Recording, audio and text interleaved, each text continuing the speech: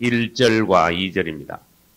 구약성경 77페이지 창세기 49장 1절과 2절 찾아서 같이 읽겠습니다. 야곱이 그 아들들을 불러 이르되 너희는 모이라. 너희의 후일에 당할 일을 내가 너희에게 이르리라. 너희는 모여 들으라. 야곱의 아들들아 너희 아비 이스라엘에게 들을지어다. 아멘. 할렐루야. 우리가 사실은 1년 반이 지금 넘은 것 같아요. 창세기를 강의하고 있는 것이. 주님의 은혜로 49장까지 왔고 이제 50장이 눈앞에 왔습니다. 이렇게 저도 개인적으로 참 주님께 감사하고 우리가 같이 이렇게 성경을 깊이 상세히 볼 수 있는 은혜를 주신 주님께 얼마나 감사한지. 제가 생각건데 이런 기회는 우리가 자주 접할 수 없는 참 귀한 축복이요 은혜라고 생각합니다. 여러분들도 성실히 하나님의 말씀을 들음으로 주님 앞에 귀한 열린 종들로서 복인 줄로 믿습니다.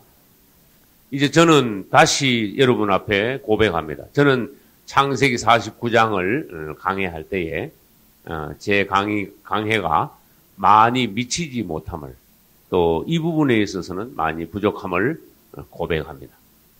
저의 49장 강해 위에 여러분들의 더 뜨거운 기도와 더 깊은 묵상을 통해서 여러분들을 통해서 그 위에 더 열린 역사가 있다면은 우리 한국 기독교의 선물이 될 줄로 믿습니다. 할렐루야. 어떤 사람이 평소에 어떻게 살았던 간에 그 사람이 죽을 때 되면은 사람이 대단히 진지해집니다. 여러분들은 가끔 그런 걸 보셨을지도 모릅니다.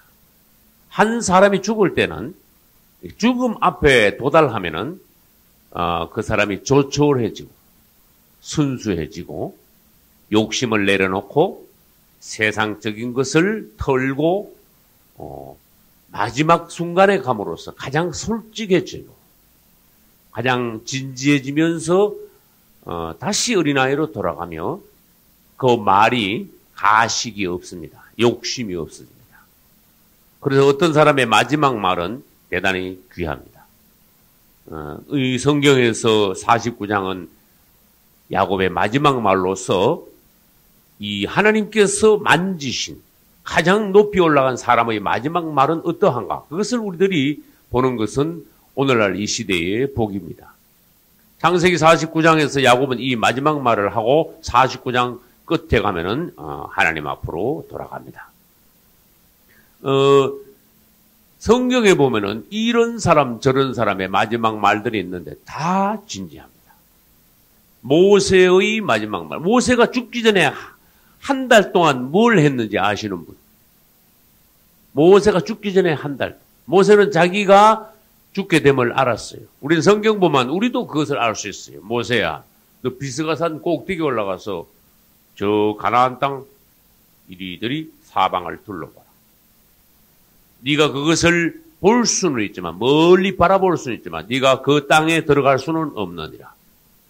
너는 요단강 이편에서 죽어 저편까지 건너갈 수는 없다. 그리고는 주님께서 이제 그가 하나님 앞으로 갈 날이 가까움을 알고 마지막 한 달 동안은 그가 하나님 앞에 사역한 그 40년의 사역을 총결산하는 마지막 결별의 말하자면 강해를 했어요. 설교를 했어요. 당부의 말, 유언의 말을 했어요. 그것이 신명기입니다. 신명기 전체는 모세가 죽기 한 달 전에 모압 광야에서 백성들에게 한 하나님의 율법을 그동안 하나님께 받은 모든 것을 또 이스라엘과 모세가 함께 역사한 애굽에서부터 출발하여 광야를 40년 통과하고 이제는 요단강 앞에 섰을 때의 그 나이 많은 이제 하나님 앞에 갈 날이 정해놓고 마지막으로 남겨두고 가는 이스라엘, 사랑하는 자기들의 백성, 또한 선한 목자가 양들을 사랑하는 그 마음, 그 심정으로 모세는 신명기를 강론했습니다. 그것은 모세로 말하자면 유언과 같은 거예요. 여러분, 스데반 집사가 죽기 전에 사도행전 7장을 보면은 성경을 말하고 하나님의 뜻과 이스라엘의 목이 곧음과 모든 것에 관하여서 말하면서 그가 얼마나 성령이 충만했고 또 성경에 해박했느냐, 그것을 한 집사로서 얼마나 오늘날 이 시대의 집사들이 스데반 집사를 얼마나 닮아야 하는가, 그런 것을 사도행전 7장에서 보여주셨어요. 스데반 집사는 하나님의 놀라운 종으로서 사도행전 7장에서 아주 마지막 죽기 전에 성령이 충만해요. 어느 정도까지 충만했죠? 그가 하늘을 우러러보며 하나님의 보좌와 및 우편에 서신 그리스도를 보았어요. 할렐루야. 얼마나 충만했습니까? 사람들이 그 얼굴을 보며 천사의 얼굴과 같더라. 할렐루야. 우리는 은혜를 무궁무진 받을 수 있다는 거, 그것을 알아야 돼요.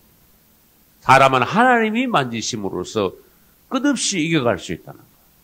그래서 우리는 야곱의 말년과 같이 그리스도를 흡사히 닮을 수 있는 하나님의 축복의 종들이요 자녀라는 것을 인식해야 되겠습니다. 할렐루야. 여호수아도 여호수아 24장 14, 15절에 보면은 유언을 합니다. 나는 내 집은 여호와만 섬기겠다. 할렐루야. 너희들 오늘까지 나를 따라 여기까지 오고 하나님께서 약속하신 대로 가나안 땅을 정복하게 하시고 분배까지 하셨다. 저는 여호수아를 읽고 가장 크게 느낀 건 뭔가 하면, 은혜 받은 것은 그분은 그분의 약속을 반드시 지키신다. 모세를 통하여 약속하신 젖과 꿀이 흐르는 땅을 들어가라, 차지하라. 그것을 어떤 방법이든지 그분이 하신 약속을 이스라엘이 어떠하든 간 그것은 불문하고, 이스라엘이 중간에 하나님을 어떻게 배반했던 간에 그것을 불문하고 하나님은 그분의 약속은 지키셨어요. 할렐루야. 그러나 이스라엘은 하나님 앞에 정함이 없었어요. 빗나간 화살 같았어요. 뒤집지 않은 전병 같았어요.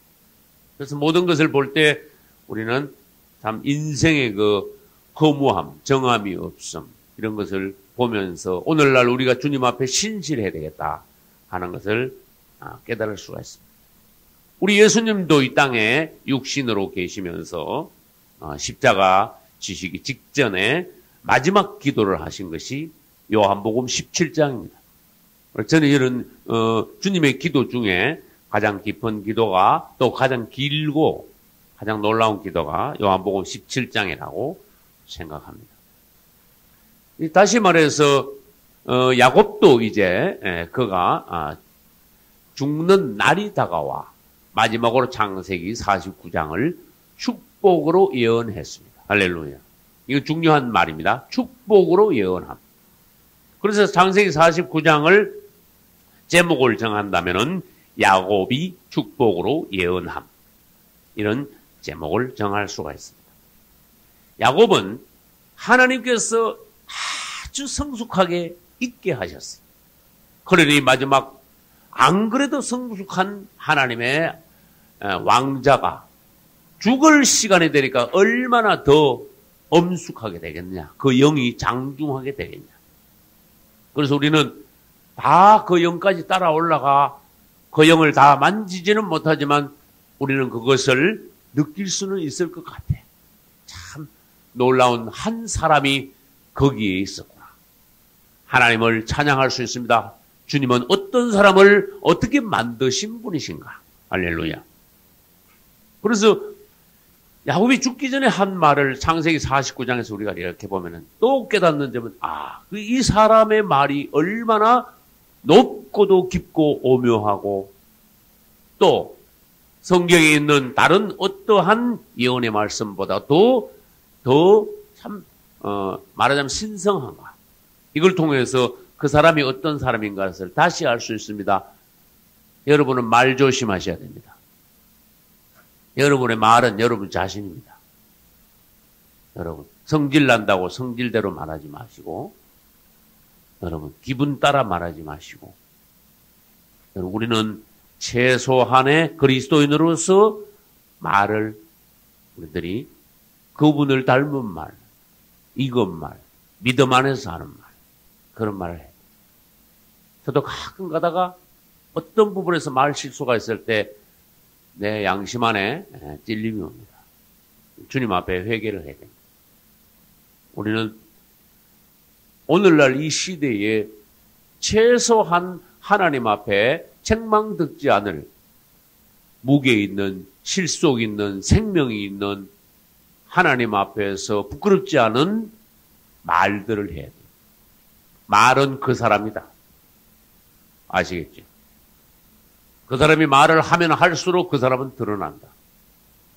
그렇다고 사람이 아무 말도 안 하고 지낼 사람이 어디 있습니까? 말은 해야 됩니다. 그러나 말을 하면은 쉽게 말해볼까요? 덜통이 나는 거예요. 말을 안 하고 있을 때는 몰랐는데 말을 안 할 수가 없잖아, 사람이. 근데 말을 하면 덜통이 나. 여기 세상적인 용어로 해볼까요? 미천이 드러나. 무슨 말인지 아시겠죠? 그래서는 안 되는 거예요. 야곱을 보십시오. 말을 하면 할수록 하나님의 말씀이야. 바울 서신에서 그가 말하면 하나님이 얼마나 바울의 말을 보장하셨느냐. 그가 말한 것이 하나님의 성경 말씀이 되었어. 할렐루야. 사람의 말이 이만큼 올라갈 수 있다는 거예요. 여러분 바울 서신을 다시 읽어봐요. 바울이 개인이 쓴 편지 같아. 그러나 그가 성령이 붙잡힌 바다. 또 성령으로 완숙된 사람으로서 하나님으로 젖은 사람으로서 하나님 앞에서 말을 하니 바울 개인의 편지 같지만은 그것은 하나님의 말씀이다. 성경 말씀이 되었다. 할렐루야. 그래서 여러분 다시 말에 대해서 다시 생각하고 점검하지 않을 수 없다는 것입니다. 이제 이 제목을 축복으로 예언함 이래놨는데 축복으로 예언하기 위해서는 조건이 필요합니다. 오늘날에 많은 예언이다, 예언 기도다 하는 것 중에 틀린 것, 또 낮은 것 이런 것이 많이 있습니다. 한마디 참고로 하면은 저는 오래전에 간증을 한 적이 있습니다만은 대구에서 목회할 때 어느 기도원 원장 권사님을 가까이 이렇게 교제한 적이 있는데 그분은 내가 만난 여자분 중에 가장 깊은 분이었어요. 지금까지 그 이후에 그분만 한 분을 난 만나본 적 없어요. 100일 금식하시고 각가지 은사를 받으시고 아주 그 예절 그리스도인으로서 그 몸가짐 예절 이것이 막 거의 완벽하게 아주 모범적이었어요. 그러나 그분이 각가지 은사를 다 받으셨지만은 예언 기도할 때는 덧붙이는 말을 했어요. 저는 하나님께 은사를 받은 대로 말을 합니다. 그러나 하나님의 말씀이 나를 통하여 나가게 되므로 100번 말하면 100번 다 맞지는 않습니다. 그러니까 나를 통해서 기도를 받으시더라도 그 말을 다는 믿지 마시고 혹시 하나님의 말씀은 틀림이 없는데 나를 통해서 내가 전달을 하다 보니까 이렇게 내가 틀린 부분이 있을 수도 있습니다. 그 부분을 양해해 주시고 용서해 주시고 또 참작해서 예언 기도를 받으시기 바랍니다. 이러시더라고요. 참 귀한 분이.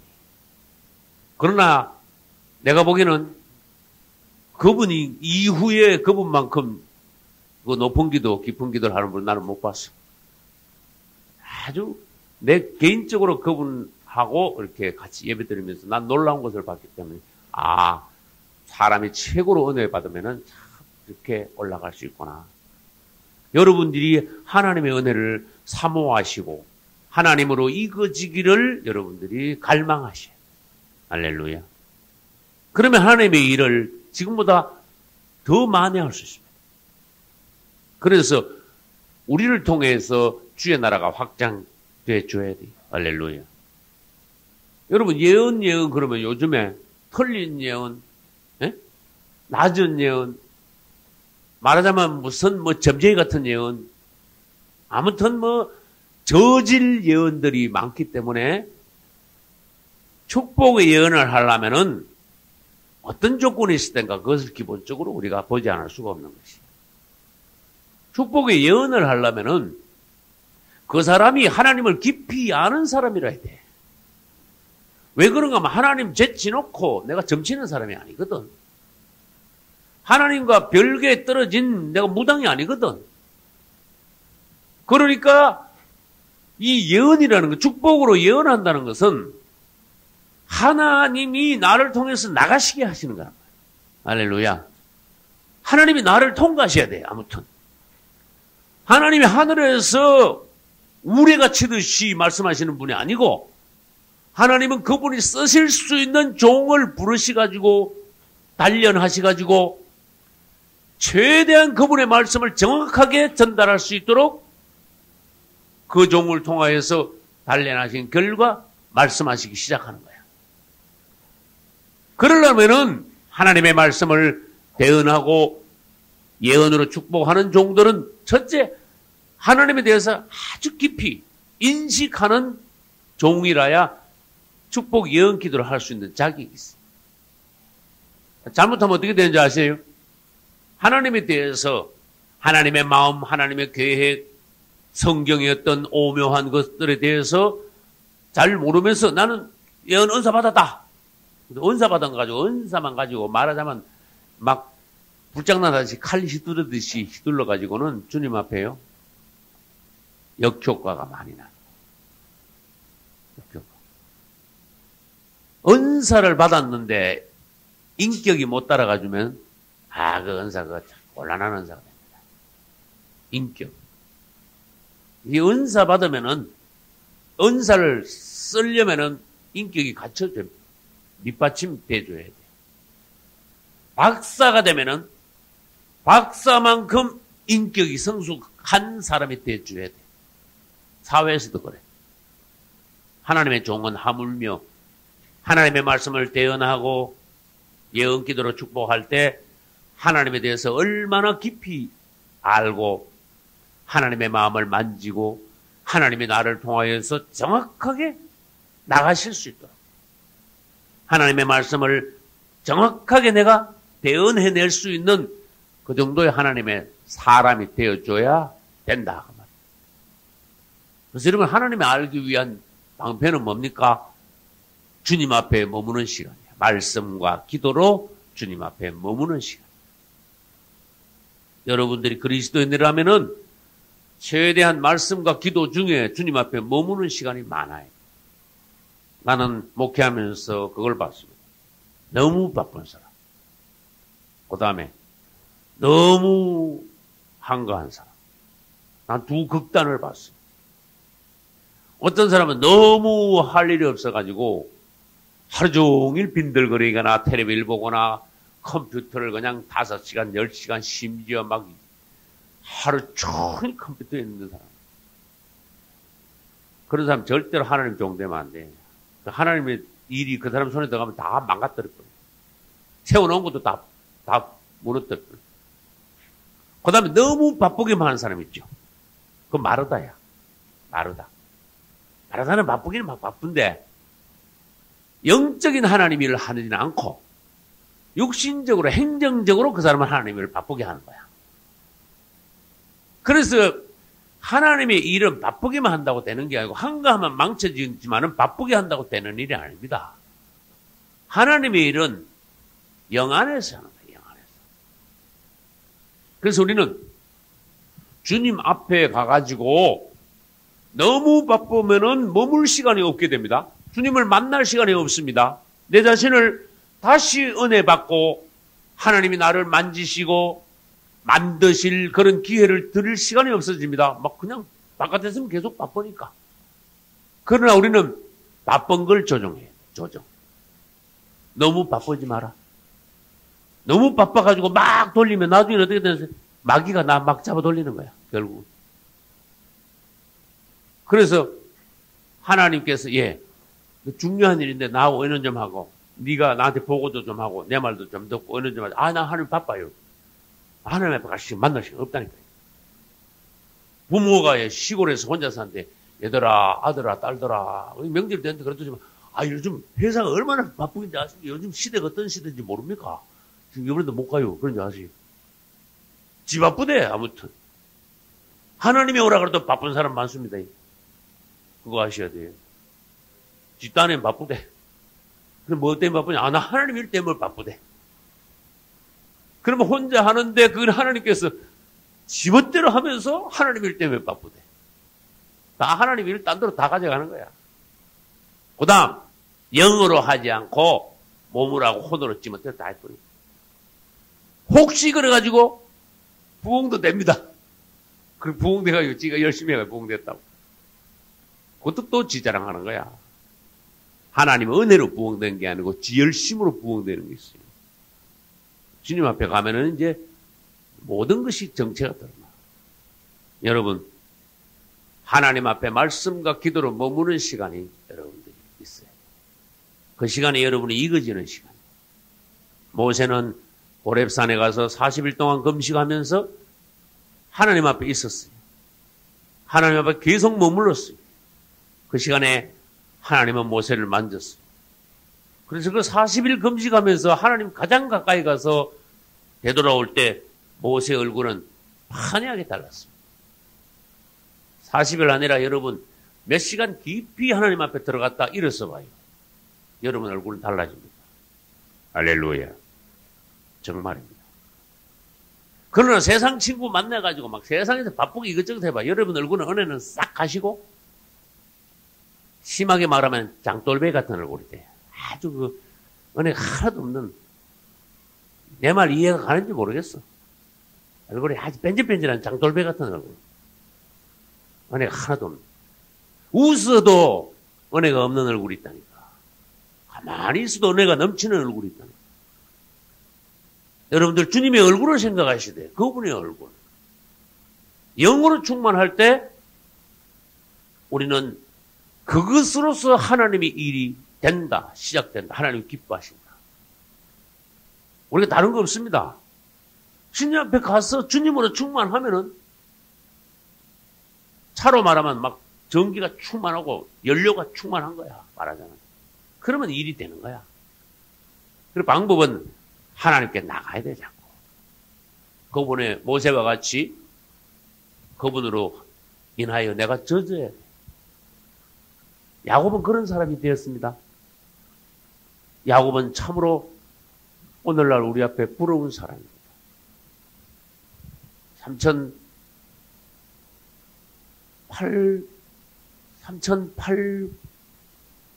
3,800년 전인가 그런 사람이야. 야곱이요. 그거 아셔야 돼. 아브라함이 4,000년 전의 사람입니다. 그리고 야곱은 3,800년 전의 사람이라고 정도 보면 돼. 참 부러운 하나님의 종이, 이건 그리스도의 형상이 완전히 안팎으로 나타난 그런 사람이 이 땅에 한 사람 나타났어. 야곱. 우리는 그것을 보고 오늘날 이 시대를 우리가 어떻게 살아갈 것인가 정해야 돼. 내가 무엇을 위하여 어떻게 살아갈 것인가. 하나님을 알므로 하나님에 대해서 말할 수 있습니다. 하나님을 대언할 수 있습니다. 하나님을 아는 것은 하나님의 마음을 아는 겁니다. 성경을 통하여서 하나님의 깊은 것을 만지는 사람입니다. 그분의 비밀을 보는 사람입니다. 그분의 계획에 대해서 뭔가 빛이 있는 사람입니다. 그거 없이는 하나님을 대언하여 누구에게 말을 할 자격이 없습니다. 그 다음에 축복으로 예언을 하려면 내 앞에 있는 사람이 어떤가 알아야 돼. 생전 모르는 사람, 생전 모르면서 기도 은사 받았다 이래가지고 봉투만 탁 내리면 봉투 놓고 막 성경 구절을 대면서 막 하는 거 있죠. 그거 잘못하면 점쟁이 이거 뺨칩니다. 한국에서 그런 게 없어야 돼. 초대교회는 그런 게 없었어요. 그 사람에 대해서 알아야 돼. 가장 깊이. 그 사람에 대해서 아는 건 뭐냐? 당신하고 나하고 10년 동안 교제했는데 내가 당신을 모르냐? 그거는 겉으로 아는 거고, 그 사람이 영을 만질 수 있어요. 영에는 모양이 있고, 냄새가 있고, 빛이 있고, 영에는 우리가 말할 수 없는 많은 것들이 있어요. 영 안에는. 영이 어떠한 영이냐? 영이 깨끗한 영도 있고, 더러운 영도 있고, 영이 아주 순하고 부드러운 영도 있고, 딱딱한 영도 있고, 에? 영을 만질 수 있어야 돼. 영의 냄새를 맡을 수 있어요. 그 사람의 깊은 부분을 볼 수 있어야 돼. 겉으로는 드러나지 않는 부분. 이것을 뭐 꼭 단어로 말한다면은 어떤 사람 앞에서 그 사람의 가장 깊은 곳을 볼 수 있는 영적 엑스레이, 하나님의 안목, 이런 것이 있어야 그 사람에 대해서 말을 할 수 있다. 그런 뜻이에요. 그래서 우리는 그것이 점쟁이식으로 해서는 하나님 보시기에 오히려 죄가 된다. 한국에는 엉터리가 너무 많아. 여러분, 그 어설프게 하려면은 안 하는 게 나아. 왜? 그 사람 하나님 앞에 가서 죄인 됩니다. 어설프게 하는 사람들 심판받습니다. 내가 분명히 말하는데, 안 하는 게 나아. 조용하게 그냥 살아. 당신은 혼자 그냥 구원받고 조용하게 그냥 살아. 그럼 죄를 덜 지어. 내가 누차 말하지만. 근데 어설프게 가지고 막 설치다가 이 기독교를 완전히 오염시키고 틀리는 가지고 엉터리 가지고 막 영 기도를 하거나 기도를 해주거나 뭐를 어떻게나 해가지고 양들을 완전히 막 버려놓는 거야. 그래서 주님 앞에서 우리가 정말로 하나님이 세우시고 만지시고 만드시고 정말로 하나님이 보내셨어요. 내 안에서 주님의 일을 하지 않을 수 없는 뜨거움이 있을 때, 주님이 나를 밀어내심이 있을 때, 그때는 성령에 순종하여 내가 하나님을 하는 거야. 근데 말하자면은 어설픈 상태에서, 설익은 상태에서, 주제 넘은 상태에서, 전혀 갖추지 않은 상태에서, 하나님이 절대로 인정하지 않는 상태에서 하나님의 사역이라는 미명 아래 엉터리 일들을 저지르는 한국의 많은 틀린 종들이 있어요. 여러분, 최소한 내 나이 되면은 그래도 조금 봤기 때문에 하는 소리예요. 여러분, 내가 30세면 이 소리 못해. 나는 60이에요. 그래서 한국 교회를 걱정하여 하는 말이면은 귀를 기울여 들어주는 것이 그게 덕이야. 할렐루야. 왜? 귀 거슬리는 거는 확실히 이게 좋은 소리거든. 그 다음, 예언을 하려면은 내 안에 막 돈으로 말하면 남에게 뭘 주려면요, 많이 있는 사람이 줘야 돼. 지금 내가요, 집에 가는데 차비도 없는 사람, 어디 전화하려고 걸라는데 전화비도 없는 사람이 한만, 옆에 사람이, 가난한 사람이, 노숙자들이 와서 한만 그래도 줄 게 없어. 영적으로요, 빈곤한 사람이 있다니까. 우리는 남에게 돈이 없으면 못 주듯이 영적으로 내가 풍성하지 않으면 남에게 뭔가 아무것도 줄 수 없다는 걸 아셔야 돼.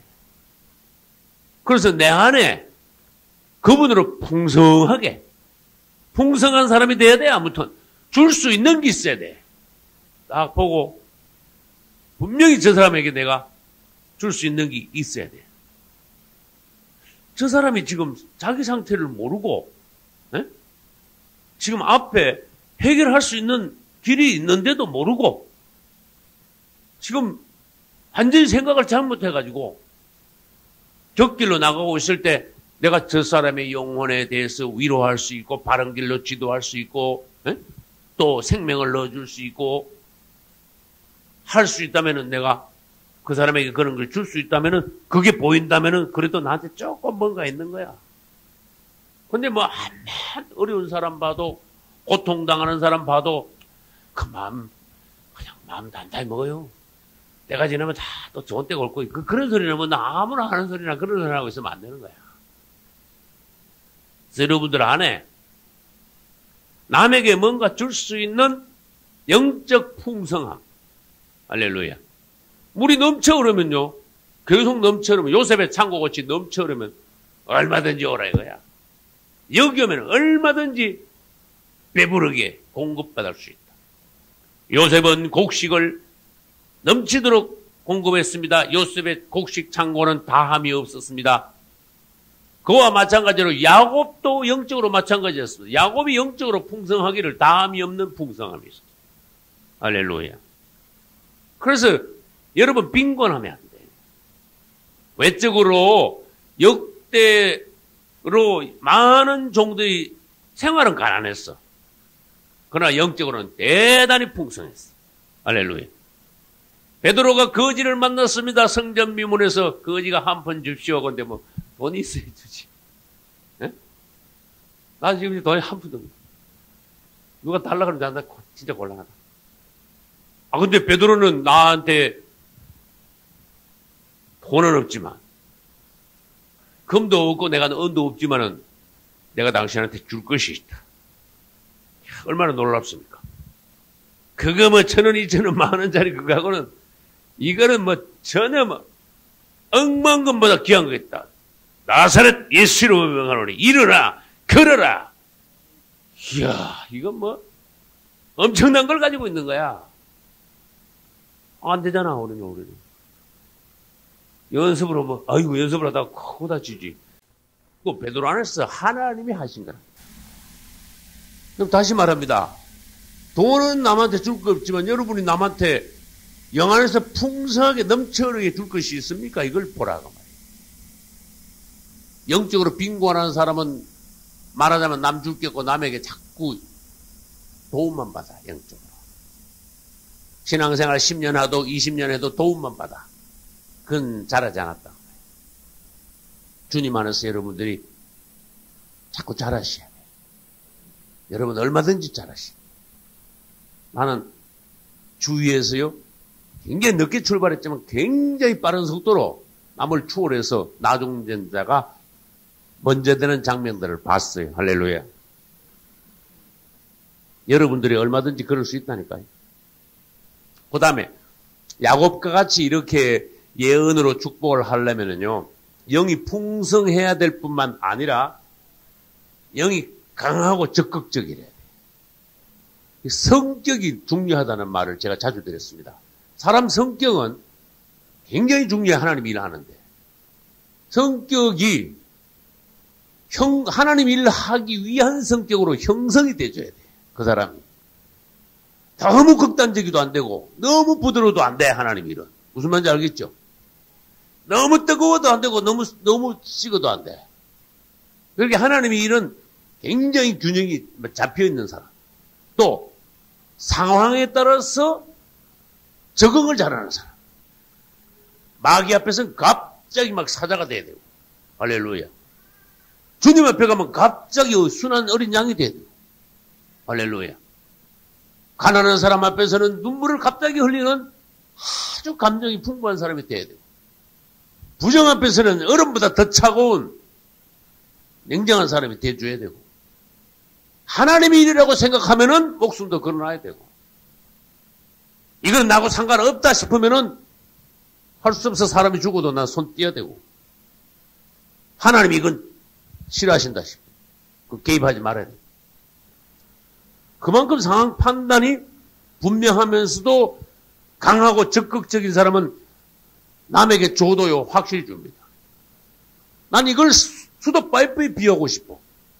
물이 나오긴 나오되 작은 물이 나오되 가는 물이 나오긴 나와도 쫙 나가는 물이 있어요. 여러분. 물줄기는 뭐 호수 구멍만 컸지 뭐 줄줄 흐르는 물도 있어. 물이 작게 나오는 것에도 강하게 나오는 물줄기. 영도 그래. 내가 하나님 앞에서 아주 크게 자라진 아직도 못했어도 내 영 자체가 강하고 적극적이라면은 내가 아직은 부족해도 하나님이 나를 다른 사람보다 더 크게 쓰실 수 있다니까. 그 사람 통해서 뭔 역사가 일어나게 하신다니까. 할렐루야. 난 그런 걸 봤기 때문에 지금 간증을 할 수 있어요. 개인 간증을 하는 걸 여러분 용서하시기 바랍니다. 제가 2차 미국 집회를 작년 5월에 갔을 때 미국에서 예찬 선교회가 조직이 됐어요. 그 설립 예배를 드리고 왔습니다. 그 다음에 이제 작년 말에 한국에서 예찬 선교회가 이제 조직되기 시작하고 있어요. 근데 미국이나 한국이나 예찬 선교회가 숫자를 안 말해요. 선교 이제 미국과 한국에서 조직했다니까 막 수십 명 되는 거죠. 10명도 안 돼요. 그러나 매주 모여. 할렐루야. 매주 기도해. 매주 하나님의 일을 위하여서 뜨거운 영이 그게 쏟아져. 그럼으로써 숫자는 몇 명도 안 되는데, 둘, 셋, 막 이런 식으로 내 이름밖에 안 나가는데도 하나님의 역사가 일어나 버렸어. 주의 종을 미국으로 초청을 하고, 지금 현재 방송용 카메라 중에 제일 좋은 카메라를 사고, 할렐루야. 그 다음에 CBS TV 방송 설교할 수 있도록 선교비를 후원을 하겠다고 약속을 하셨고, 할렐루야.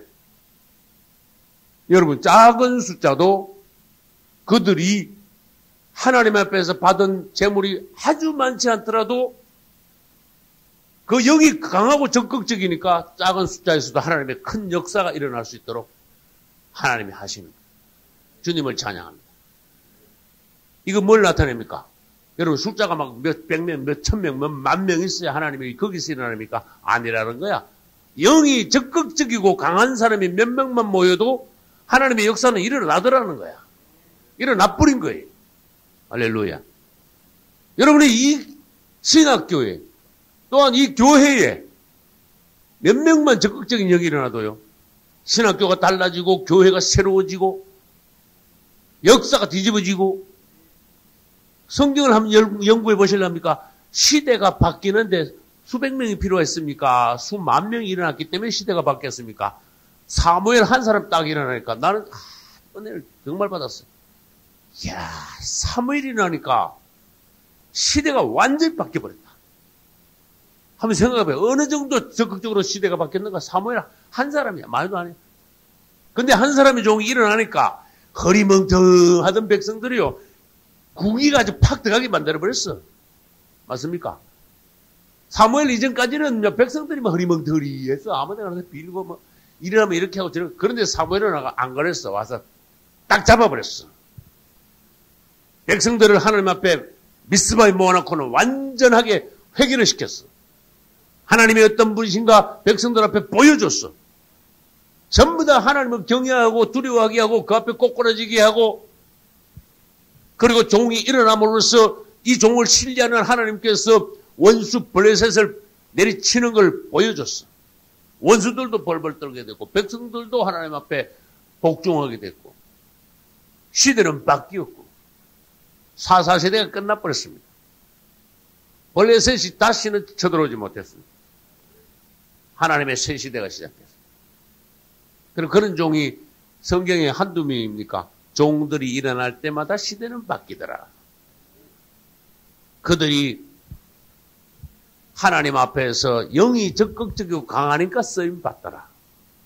오늘날도 마찬가지. 여러분, 영을 적극적이고 강한 영으로 여러분들이 주님 앞에서 훈련하십시오.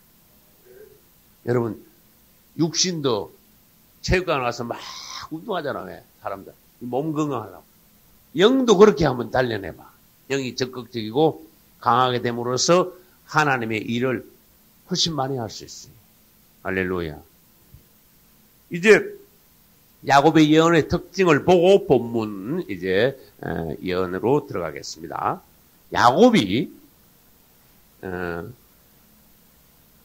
성경에 보면은 4대 선지자, 12소 선지자가 있어요. 4명의 대선지자와 12명의 소선지자가 있어요. 맞죠?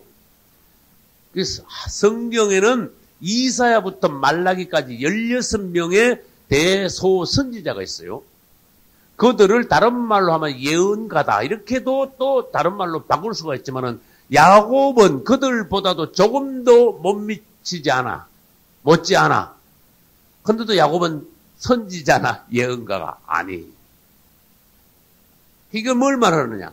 선지자는 예언과 은사를, 특별히 은사를 받아가지고 하나님 앞에 선지자로 쓰임받지 않은 야곱인데도 하나님이 사람을 이렇게 익히시니까, 성숙해 하시니까 야곱에게서 이런 놀라운 하나님의 말씀, 축복의 예언이 나오더라. 할렐루야. 그래서 우리는 야곱을 보고, 얼마든지 하나님 앞에서의 가능성에 대해서 우리가 소망을 가지. 할렐루야. 1절 봅니다. 야곱이 그 아들들을 불러 이르되 너희는 모이라. 너희의 후일에 당할 일. 밑줄 쳐봐요. 후일에 당할 일. 그렇게 예언이지요. 앞으로 먼 옛날 너희에게 당할 일을 내가 너희에게 이르리라. 그렇게 이것은 창세기 49장은 야곱의 예언의 축복의 말씀이다 하는 것을 알 수 있어요. 이제 야곱은요, 하나님께서 다루시고 성숙해 하시고 영으로 계속해서 밝게 하시고 하니까 나중에 죽기 전에요, 뭔가 보였어. 뭔가 자기 안에 풍성한 게 있어. 그렇게 있는 걸 그대로 말하니까 이 49장이 된 거야. 이 49장을 말하려고 금식을 한 것도 아니에요. 그냥 사람이 익어지니까 이걸 말하게 됐어. 얼마나 놀랍습니까? 얼마나 부러운 상태입니까? 한번 생각을 해봐요. 그래서 여러분들은 창세기 49장을 다시 읽으셔야 되니까. 야곱의 입에서, 하나님의 왕자의 입에서 어떤 말이 나왔느냐? 하나님이 다루셨습니다. 그는 하나님의 성분으로 완전히 익었습니다. 하나님의 왕자가 되었습니다. 그러니 하나님의 말씀이 저절로 흘러나왔습니다. 그것이 창세기 49장의 축복의 예언이 되었습니다. 예언도 얼마나 높은 예언이 됐는지 그냥 사람의 말이 아니라 시로 됐지. 시야, 시. 맞죠? 창세기 49장을 읽어봐요. 그냥 산문이 아닙니다. 시입니다, 시. 예를 한번 들어볼까요? 르우벤아, 너는 장자요 나의 능력이요 나의 기력의 시작이라. 위강이 초동하고 권능이 탁월하다만. 지금 이 시로 나가지 산문이 아니라는 거예요. 8절로 넘어갑시다. 유다야, 너는 내 형제의 찬송이 될지라. 내 손에 내 원수의 목을 잡을 것이요 내 아비의 아들들이 내 앞에 절하리로다. 10절로 가봐요. 홀이 유다를 떠나지 아니하며 치리자의 지팡이가 그 발사에서 떠나지 아니하시기를 실로가 오시기까지 미치리니 그에게 모든 백성이 복종하리로다. 이건 놀라운 겁니다. 나는 10절, 11절, 12절이 가장 놀랍다고 생각합니다. 그의 나귀를 포도나무에 매며 그 앞나귀 새끼를 아름다운 포도나무에 매일 것이며 또 그 옷을 포도주에 빨며 그 복장을 포도즙에 빨리로다. 그 눈은 포도주로 인하여 붉겠고 그 이는 우유로 인하여 희리로다. 할렐루야. 이거는 사람의 어떤 지혜나 지능을 초월한 사람의 한계를 넘은 언어예요. 언어. 시잖아. 사람의 언어가 계속 올라가고 계속 이 성화가 되면은요, 나중에 시가 되는 거예요. 그게. 난 그걸 봤습니다. 그래서 야곱이 아주 높이 올라가서 말을 하게 되니까 자연적으로 그게 시로 나오는구나. 한나가 주님을 너무너무 찬양하고 너무 주님 앞에 감사하고 영광을 돌리는 그 찬양을 올릴 때 한나의 찬송이 시로 나왔구나. 엘리사벳의 찬양도 그렇고 마리아의 찬양도 그렇고 시몬의 찬양도 그렇고 맞죠? 시로 나오는 거예요. 그 다음에 우리가 주님의 나라에 가면은 주님을 찬양하는데 시가 막 시로 나오는 거야. 주님 감사합니다. 얼마나 감사한지 몰라요. 이야, 그때도 감사했고 이것도 감사했고 이야, 지금 생각이 다 너무 감사해. 이게 아니야. 시로 찬양하고 감사하고 제일 높이 올라가. 높이 올라가고 올라가면 시가 이 땅에서 지혜를 제일 IQ가 제일 높고 지혜가 제일 충족한 사람이 누구였어요? 땅에 산 사람 중에 솔로몬이었죠. 지혜로 말하면 솔로몬 앞에도 그런 사람 없고 뒤에도 그런 사람 없지요. 뒤에 가서 노망을 해서 그렇지. 솔로몬의 전성 시대에는요, 솔로몬만큼 지혜로운 사람이 없었어요. 그 지혜가 말하자면은 마귀한테 당하니까 그게 노망이 되는 거예요. 그런데 솔로몬이 최고로 올라갔을 때 그 입에서 나온 게 산문이 아니야. 그것도 시야. 맞지요? 잠언, 그 다음 뭐요? 전도서, 그 다음 뭐요? 아가서. 이게 솔로몬 입에서 나온 게 최고로 올라가니까 자동적으로 시가 되더라. 그래서 우리는, 시로 주님을 높이는 그런 마음. 다윗은 시편 150편 중에 100편 이상을 썼어요. 이 땅에서 그 찬양으로 영이 제일 높이 올라간 사람은 나는 다윗이라고 봐요. 다윗이 주님을 높이다 보니까 그의 영 안에서 시가 나오지 않을 수가 없어요. 이게 시편의 다윗의 찬양시입니다.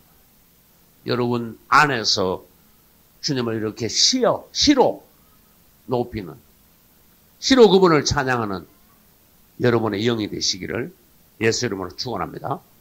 그럼 2절로 넘어가겠습니다. 2절 같이 또 읽어봅시다. 너희는 모여 들으라. 야곱의 아들들아, 너희 아비 이스라엘에게 들을지어다. 아멘. 여기 야곱은 누구고 이스라엘은 누굽니까? 질문이 이상하죠? 2절에 야곱이 나오다가 갑자기 이스라엘이 나오다가 이런단 말이야. 너희는 들으라. 야곱의 아들들아, 너희 아비 이스라엘에게 들을지어다. 야곱의 아들들아, 이스라엘에게 들을지어다. 이러면 여러분들에게 오는 게 있어야 돼요. 야곱의 아들들이라 그랬으니까 그들을 낳은 아버지는 야곱이지만 그들에게 예언하고 축복하는 자는 이스라엘이구나. 이걸 여러분들이 이 대칭을 해가지고 이걸 알아야 돼요. 내가 야곱이었다마는 너희들을 낳은 나는 야곱이었다. 그러나 너희에게 축복으로 내가 예언하고자 한다. 이스라엘에게 나의 축복의 예언의 말씀을 들어라. 내 아들들아. 할렐루야. 그러니까 다시 말해서 이제는 49장에서 야곱은 야곱입니까? 이제는 야곱이 아니야. 야곱이라고 부르면 영 안 어울려. 이제는 진짜 이스라엘이 됐어. 하나님의 왕자가 되었어. 할렐루야. 그래도 그 입에서 하나님으로 꽉 찼는데 그 입에서 나오는 게 아들들에 대한 그 깊은 영, 그 다음에 하나님으로 조성됐기 때문에 하나님께서 하시고자 하는 말씀들이 풍성하게도 자연스럽게도 그냥 우러나오는 그 축복의 예언. 이것이 이제 창세기 49장인데 그냥 한꺼번에 28절로 가봅시다. 28절. 이들이 이스라엘의 누구다? 12지파에 대해서 이제 축복을 했단 말이에요. 이와 같이 그 아비가 그들에게 말하고 그들에게 축복하였으되, 이 축복이다 그 말이야. 그 다음에 곧 그들 각인의 분량대로 축복하였다. 이거다 밑줄 한번 쳐봐요. 분량대로 축복하였다. 이것을 이스라엘의 12지파라고 생각하지 말고 나에게다 적용시켜봐요. 여러분 오늘날 그분이 오셔서 여러분의 현재의 그릇, 현재의 상태, 현재의 분량, 현재의 어떤 갈급함, 열망, 이런 모든 것이 종합하여 어떤 점수가 나와, 하나님 앞에. 그리고 그 분량대로 그 점수에 따라서 축복이 각 개인들에게 막 나가는 거야, 이제. 그리고 이스라엘 12지파에게 나가는 축복이 분량이 다, 그릇이 다, 상태가 다 다르기 때문에 야곱에게서 나가는 게 그대로 다 다른 거야. 여러분 부모 마음 같으면요, 아들 열이라도 뭐 그러지요. 하나 깨물어서 안 아픈 손가락이 어디 있습니까? 이러면서 똑같이 사랑스럽고 똑같이 축복하고 싶죠. 그거는 사람의 마음이다. 하나님께서 우리 각 사람을 보는 그러한 눈은, 안목은, 축복의 분량은, 그릇은 다르다. 그래서 야곱이 그 12 아들들을 축복하는데 분량대로 그 축복이 나간 거야. 내가 왜 이런 말 하는지 아세요? 축복의 분량을 키워놓으라.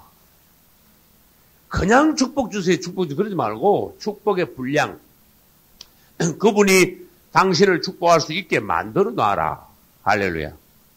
그런 뜻이에요. 그 다음에 이스라엘의 12지파라고 28절에 말씀해놨죠. 이스라엘의 12지파가 애굽에 들어갔다가 나오면은 이제 이스라엘의 12지파 12아들들이 이스라엘 나라가 돼. 맞습니까? 이스라엘은 처음에는 개인의 이름이었습니다. 야곱의 이름. 그래가지고 이스라엘의 12지파가 됐습니다. 아들들을 놓으니까. 그것이 애굽에 들어갔다가 나올 때는 국가가 됐습니다.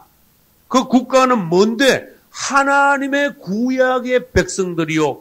구약에 있는 하나님의 왕국이 되었습니다. 할렐루야. 그러면 그것이 신약으로 넘어오면 어떻게 됩니까? 교회가 됩니다. 그래서 이스라엘의 12지파는 오늘날 뭐의 예표다? 교회의 예표다. 이렇게 말할 수가 있어요. 새 예루살렘 성에 가면 12지파도 있고 예수 그리스도의 12 뭐도 있다? 사도의 이름도 있다. 그러니까 신구약의 모든 하나님의 백성들의 총체가 새 예루살렘이다. 그래서 새 예루살렘에는 12 플러스 12 이스라엘의 12지파 이름 예수님의 12제자 이름들이 새 예루살렘에 다 있다고 말합니다. 다시 말합니다. 이스라엘은 오늘날 교회의 예표이다. 그러면 또 바꿉니다. 이스라엘에게 말씀하신 것은 오늘날 우리에게 말씀하신 것이다. 이스라엘에게 분량대로 하나님께서 말씀하셨듯이 오늘날 우리에게도 분량대로 하나님이 말씀하신다. 할렐루야. 그러면 요한계시록 2장과 3장에는 뭐가 나옵니까? 요한계시록 2, 3장 뭐가 나옵니까? 아시아 7개 교회가 나오죠. 2000년 전에 아시아 7개 지금 그걸 말씀하시는데 나는 이렇게 그냥 읽고만 있으면 됩니까? 한 구절 한 구절이 다 아시아 7교회에 관한 말씀이 오늘날 성도들의 상황이야. 내 상황이야. 내 모습이야. 오늘날 교회들의 모양들을 7가지로 하나님께서 말씀해 놓으셨어. 그러니까 하나님께서 말씀하신 모든 것이 오늘날 어떤 방면이든지 우리에게 적용이 된다는 걸 아시고 이 12지파에 대한 축복의 예언을 들으셔야지 옛날 얘기가 아니다. 그 말이에요. 나에게 더 실감이 나고 더 은혜가 되고 직접적으로 나에게 하나님께서 감동과 역사를 주실 수 있는 것이 된다. 할렐루야. 그러면 이제 3절과 4절로 넘어갑니다. 3절과 4절로. 3, 4절을 같이 읽겠습니다. 르우벤아, 너는 내 장자요, 나의 능력이요, 나의 기력의 시작이라. 위광이 초등하고 권능이 탁월하도다마는 물의 끓음 같았은즉 너는 탁월치 못하리니 네가 아비의 침상에 올라 더럽혔으므로다. 그가 내 침상에 올랐었도다. 아멘. 49장 3, 4절은 르우벤에 관하였습니다. 르우벤은 여러분들이 잘 아시다시피 야곱의 장남입니다. 장자. 그러니까 장자니까 자동적으로 탄생을 통하여 장자권을 받은 아들입니다. 장자는 특이합니다. 그런데 본래의 르우벤, 여러분은 르우벤이 큰 이름이 아니라는 것을 오늘날 압니다. 그러나 본래의 르우벤은 요셉보다도 나았고 태생이 유다보다도 나았고 다른 어떤 형제도 르우벤을 절대로 따라갈 수 없는 굉장히 탁월한 태생으로 처음부터 그렇게 났어요. 여러분들이 그것을 어떻게 알 수 있는가 하면은 야곱은 자기 장자가 태어날 때의 그 놀라운 하나님의 축복의 아들, 탁월한 아들, 능력의 아들, 이런 아들인 것을 알았어. 그래서 이 아들이 장래에 하나님의 큰 아들이 될 것이라는 것을 어릴 때부터 봤어. 커나가면서 봤어요. 또 장자네.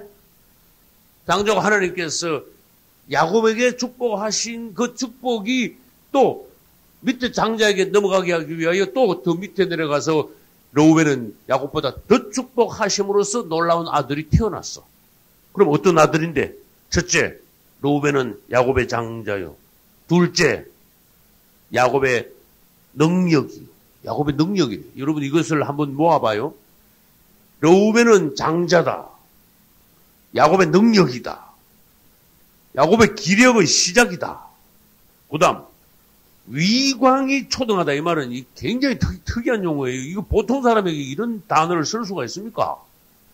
그가 얼마나 위광이란 말은 빛이 번쩍거리는 거야. 초등하란 말은 절대로 이 땅에 없는 빛이지만 특이한 빛으로 번쩍거리는 걸 말해요.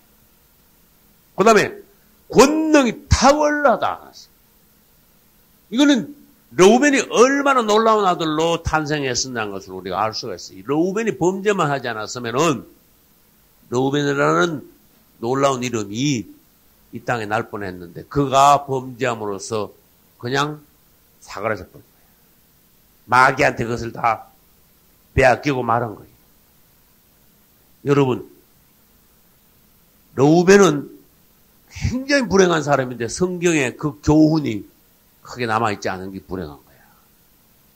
르우벤이 얼마나 탁월한 사람인가에 대해서 그 주목하거나 아는 사람이 거의 없고 그의 그 탄생에 받은 축복을 어떻게 얼마나 크게 잃어버렸나 그에 대해서 안타까워하는 사람이 잘 없어. 이 르우벤이 3절에 보면 얼마나 놀라운 아들이었나 알 수 있는데 웬걸 4절에 보니까 물이 끓은같이 르우벤의 안에서 뭐가 펄펄 끓었대. 뭔데 그게? 정욕, 음란. 무슨 말인지 알겠죠? 이게 사람 안에 끓는 것도 많습니다. 혈기도 끓을 수 있고 욕심도 끓을 수 있고 분도 막 남한테 예를 들어서 억울한 일 당하면 막 분도 끓을 수 있지만은 그 중에 가장 나쁜 것이 음욕이 끓는 거야. 음란의 불이 끓는 거야. 그래서 로마서 보면 어떤 게 쓰였나? 하나님께서 벌써 약 2000년에도 벌써 남자와 여자가 서로 쳐다보되 음욕이 서로 불이 들어서 거기서 음란이 불타는 게 나와. 그래서 음욕이 얼마나 우리 사람들 앞에 아주 그냥 적극적으로 철저하게 사람을 파괴하는가? 원수에게 당하게 하는 그걸 알 수가 있어요. 그런데 야곱은 그것을 자기 아들의 그 장자의 그것을 대본 알았어요. 장자 안에 뭐가 있었냐? 물이 막 냄비에다가 물을 얹어놓고 막 불을 세게 하면 막 팔팔 끓죠. 그냥 설설 끓는 게 아니라 팔팔 끓듯이 음욕이 그 안에서 그만큼 막 일어난 거야. 그걸 자기 안에서 일어나는 음욕을 절제를 못하고 음욕에 따라 이 육체가 따라가준 거야. 그 음욕에 따라 범죄를 한 거예요. 도저히 인간으로서 저지를 수 없는 범죄. 근데 사람이 아주 탁월하다 보니까 굉장해서 정욕이 역사하기가 사람이 더 쉬웠어. 사람이 약하면요, 병든 사람은 음란마귀 역사 못합니다. 뭘 아시? 나 건강하다. 에? 나 강하다. 그렇게 하나님 앞에 감사하고 하는 것은 좋지만은 그때 역사하기 쉬운 것은 강할 때 역사하기 쉬운 것은 음란마귀 역사하기 쉬운 거예요. 사람이 음란하려면은 조금 아픈 게 좋아. 차라리. 무슨 말인지 알겠죠? 좀 아픈 게 좋아. 음욕이 일어나지 않을 정도로 좀 아픈 게 좋아. 무슨 말인지 알겠죠? 여러분 아파봐. 음욕이 어디서 일어납니까? 여러분 아파가지고. 근데 이 르우벤은 너무 강했어. 너무 강하다 보니까요. 음란마귀가 제일 역사하기가 굉장히 쉬웠던 거예요. 그런데 사람은 육체를 가지고 있으므로 누구에게나 음란마귀가 와서 역사는 할 수 있지만은 그것을 제어를 할 수 있냐 없냐는 그건 자기 몫이야. 르우벤은 음욕이 일어나는 대로 따라가 가지고 자기 스스로 어디로 기어 들어갔어요? 서모의 방에 기어 들어가 가지고 자기 아버지와 서모가 동침하던 그 침대에 기어 올라가 가지고 거기서 자기 서모를 범한 거야. 얼마나 더러운 놈이냐. 그것도 여러분도 아니야. 한 번만에 르우벤은 끝나버렸어. 그 모든 탁월함, 모든 능력, 모든 장작권, 하나님께서 축복하셔서 그 태생부터 태어난 놀라운 그 하나님으로부터 태어난 그 아주 확실하게 갖추어진 축복의 그 르우벤의 그릇이 팍싹 깨져버린 거예요. 그래서 너는 끝났다. 다시 말합니다. 사람을 가장 철저하게 파괴시키는 건 음란이에요. 그래서 반대는 누구냐? 요셉은 반대입니다. 르우벤은요 막 음력이 불 끌어가지고 지발 스스로 들어가가지고 아버지 침상에 올라가서 간음을 했죠. 요셉은요, 남이 막 일러라고 잡아 당기는데도 어떻게 했어요? 버티다가 안 되니까 옷을 벗어놓고 그냥 도망가 버린 거야. 반대죠. 그 상황이 얼마나 정반대인가 한번 생각해봐요. 스스로 기어 들어간 거하고 앞만 잡아 당기도 안 되다가 이 도저히 상황이 안 되니까 벗어놓고 도망간 거야. 그러니까 누가 장자의 자격이 있냐? 이러면 왜 객관적으로 봐도 알 수 있잖아. 요셉이 장자 자격이 대부분 있는 거야. 그래서 역대상 5장 1절에서 루벤은 장자에서 탈락되고 장자는 요셉이다 하고 하나님 말씀해 놨어요. 고린도전서 6장 18절에는 음행을 피하라. 사람이 범하는 죄마다 몸 밖에 있거니와 음행하는 자는 자기 몸에게 죄를 범하느니라. 음란은 자기 몸 안에다가 사단의 가장 더러운 것을 갖다 벗는 걸 말합니다. 그러니까 이 성전 같은 몸에다가 똥바가지 갖다 벗는 건 마찬가지야. 그래서 나는 그렇게 생각했어요. 음란은 하나님의 집을 더럽히는 것이다. 십계명 라디오 설교할 때 제가 그걸 소개했어요. 음행은 하나님의 집을 더럽히는 것이다. 십계명 중에 살인하지 말라 있죠. 살인은 하나님의 집을 파괴하는 것이다. 살인 죽이는 거니까. 하나님의 집을 파괴하는 경우도 있고, 파괴가 잘 안 될 때 하나님 집을 아주 오염시켜 더럽혀 놓는 수가 있고, 그래서 마귀는 살인으로 하나님의 집을 파괴하고 음행으로 하나님의 집을 더럽힙니다. 그래서 이런 것을 우리는 철저히 알고 원수를 이길 수 있는 어떤 능력을 그럼 제어하는 절제력을 우리가 갖출 수 있어야 돼요. 할렐루야. 이제 우리는 하나님께서의 음란에 대해서 성경 구약 신약에서 다 말씀하셨으니까 어떤 주의를 해야 되느냐. 세 가지 음란에 대한 주의점을 제가 말씀드리겠습니다. 음란을 사람들이 갑자기 어디서 음란막이 하늘에서 벼락 떨어지듯이 우박 떨어지듯이 내 머리에 툭 떨어지는 게 아니야. 음란은 사람을 통해서 음란이 전파가 돼요. 그 사실을 알아야 돼. 음란 마귀가 온다지만은 가만히 딱 음란 마귀가 오는 게 아니라 사람을 통해서 그 사람을 통해서 그 사람 속에서 역사하는 음란 마귀가 그 사람을 통해서 똥차가 지나가면 냄새가 오만상 퍼지듯이 음란령이 많은 사람 앞에 퍼지는 거야. 그래서 어떤 사람은 음란을 유발하는 사람이 있어. 그 저주받을 사람이야.